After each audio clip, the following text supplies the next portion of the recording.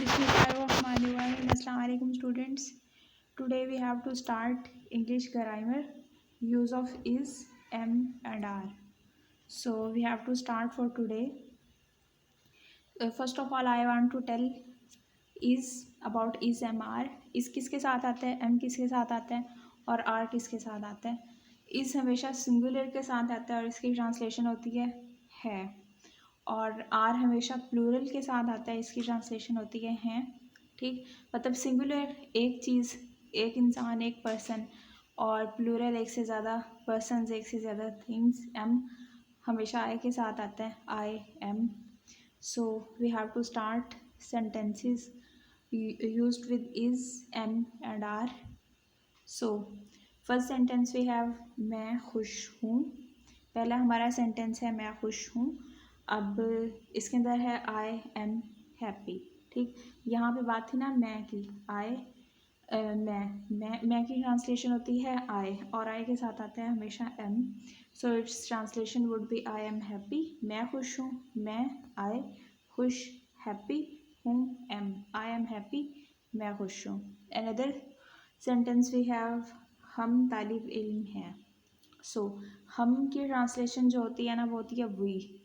मैं की तो आई होती है और जब प्लूरल हो जाता है तो वही हो जाता है, तो इसकी ट्रांसलेशन हो जाती है, हम की ट्रांसलेशन हो जाती है वही. सो तालिब इल्म स्टूडेंट होता है. So we are students. We एक से ज़्यादा है ना, इसलिए इसके साथ आएगा आर. We are students.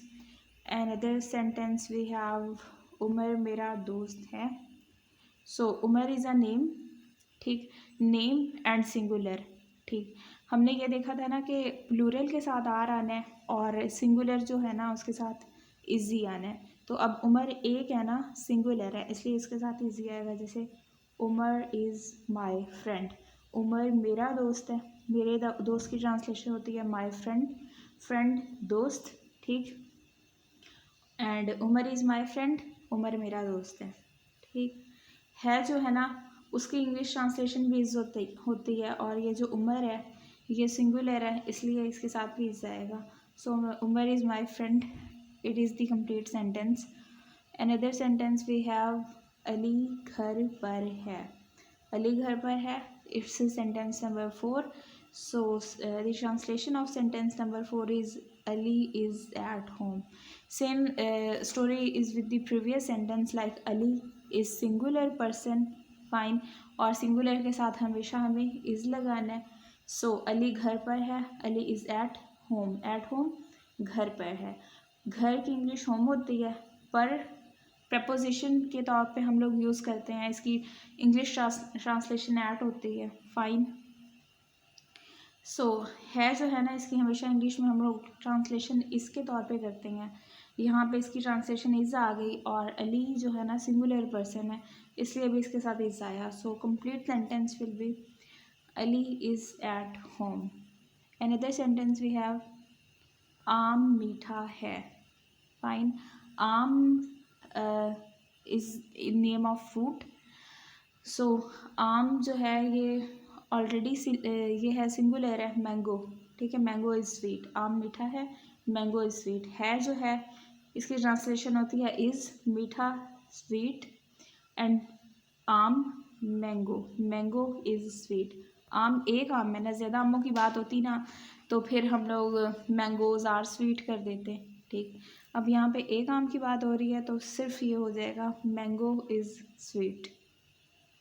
वैसे तो आम की बात नहीं होनी चाहिए थी, बात तो ऑरेंज की होनी चाहिए थी, क्योंकि अभी विंटर सीज़न है और अब विंटर सीज़न में ऑरेंजेस होते हैं. ठीक, लेकिन आप लोगों के सिलेबस में जो चीज़ मेंशन है हमें तो वही करनी है ना. सोचे नहीं, आम से काम चला लेते हैं फिर हम लोग. सो आम मीठा है, mango is sweet. Another sentence we have तुम शरारती हो. ये सारे स्टूडेंट्स के लिए जी, मेरे सारे स्टूडेंट्स के लिए जो शरारती हैं, नॉटी हैं ना जो सारे के सारे. सो तुम शरारती हो. तुम की इंग्लिश होती है यू. शरारती नॉटी हो. तुम शरारती हो, यू आर नॉटी. ठीक, तुम जो है ना, तुम यू के साथ हमेशा आर आता है. फाइन। वैसे तो सिंगुलर पर्सन के बाद सिंगुलर के साथ इज़ और प्लूरल के साथ आर आता है, ये रूल है। लेकिन यू जो है ना, इसके साथ भी इंग्लिश ग्रामर में बाय डिफ़ॉल्ट हमेशा आर ही आता है। यू आर नॉटी, तुम शरारती हो, ठीक है। अब ये इस तरह से हो सकता है ना, जैसे तुम शरारती हो, तुम एक सिंगुलर पर्सन की भी बात हो सकती है कि तुम शरारती हो, मतलब तुम शरारती हो। आपको कोई भी क्लास में कोई टीचर हैं या कोई भी आपके सामने एक इंसान है, वो आपको कह सकता है तुम शरारती हो, वो एक को भी कह सकता है तुम शरारती हो, और बहुत सारे लोग बैठे हों तो उन्हें भी ये कह सकते हैं कि तुम शरारती हो, ठीक। मतलब यू इस तरह से है ना इंग्लिश ट्रांसलेशन में कि एक भी हो सकता है उसमें यू, फाइन, और एक से ज़्यादा भी हो सकते हैं, इसलिए इसकी ट्रांसलेशन में हम लोग यू के साथ हमेशा आर लगाते हैं। सिंगुलर के साथ भी आर लगाते हैं और प्लूरल के साथ भी आर लगाते हैं। तो ये बात आपने याद रखनी है, थोड़ी ट्रिकी है, ठीक, लेकिन माइंड में रखना है कि यू के साथ भी हमेशा आर आता है। You are naughty. Another sentence we have, वो प्यासे हैं। वो प्यासे हैं, वो एक से ज़्यादा हो गए, प्लूरल आ गया, ठीक। ये सिंगुलर पर्सन नहीं है, प्लूरल है, सो इसके साथ तो मेनली आएगा यार, ठीक। उसके बाद है वो प्यासे हैं, दे आर थर्स्टी। प्यासे होने की इंग्लिश होती है थर्स्टी, और अगर पर्सन हमारे पास प्लूरल है ना, तो उसके साथ हमारे पास हम उसके लिए आर का यूज़ करेंगे, जैसे दे आर थर्स्टी, वो प्यासे हैं, दे आर थर्स्टी। वो इसकी ट्रांसलेशन दे हो गई, और इसके बाद आर इसके इसलिए आएगा क्योंकि ये प्लूरल में है। दे आर थर्स्टी, प्यासे की इंग्लिश थर्स्टी हो जाएगी। So main translation of this sentence will be they are thirsty. So it's clear, okay. Move to next sentence. जी, नेक्स्ट सेंटेंस है, पहले भूखे होने की, पहले प्यासे होने की बात है, क्या अब भूखे होने की बात आ गई है। What a game it is. So we have to do this game. So we have sentence number 8, मैं भूखा हूँ या मैं भूखी हूँ। वहाँ पिछले सेंटेंस में प्यासे होने की बात आ रही थी, अब भूखे होने की, अब भूख लगती है। चलें जी, देखते हैं, मैं भूखा हूँ या मैं भूखी हूँ। सो आई एम हंग्री। मैं की ट्रांसलेशन मैं की ट्रांसलेशन होती है आई, और आई के साथ जो हेल्पिंग वर्ब हम लोग यूज़ कर रहे होते हैं ना, वो हमेशा एम होता है, ठीक। हम लोगों ने देखना है ना, use of is am are, ठीक। आई के साथ हमेशा एम आता है, तो इसमें आ जाएगा आई एम हंग्री। हंग्री किस चीज़ की ट्रांसलेशन होती है, भूखा होने की, ठीक है। भूखी हूँ या भूखा हूँ, इसकी ट्रांसलेशन हंग्री हो जाएगी, ठीक। हूँ जो है ना वर्ड, इसकी उर्दू ट्रांसलेशन, उर्दू वर्ड जो है इसकी इंग्लिश ट्रांसलेशन बनती है एम, फाइन। और आई की इंग्लिश ट्रांसलेशन होती है, मैं की इंग्लिश ट्रांसलेशन होती है आई, और आई के साथ हमेशा एम भी आता है, I am hungry. So its main translation will be I am hungry. So it's all about today's lecture. Thanks a lot, have a blessed day ahead, remember me in your prayers. And bye कहने से पहले एक और बात, कि आप लोग winters में अपना बहुत ज़्यादा ख्याल रखें, take care of your health and your studies too. जिस तरह के रिज़ल्ट्स आने चाहिए ना आप लोगों के, उस तरह के रिज़ल्ट्स नहीं आ रहे। आप लोग इतनी अच्छी पार्टिसिपेशन नहीं कर रहे। आप लोगों के लिए मेनली ये है ना कि आप लोग जितने भी लेक्चर्स आप लोगों को दिए जाते हैं, आप लोग उसके रिज़ल्ट्स ज़रूर पोस्ट किया करें। तो उसमें ऐसा है कि मुझे रिज़ल्ट्स नहीं मिल रहे। अच्छा, पहले ऐसे था ना कि मैं फ्राइडे तक अपने लेक्चर्स पोस्ट करती थी, मंडे टू फ्राइडे। तो इस बार मैंने सैटरडे वाले दिन भी अपना लेक्चर पोस्ट किया था, लेकिन मैंने नोट किया कि बहुत सारे स्टूडेंट्स ने नहीं देखा था वो वाला लेक्चर।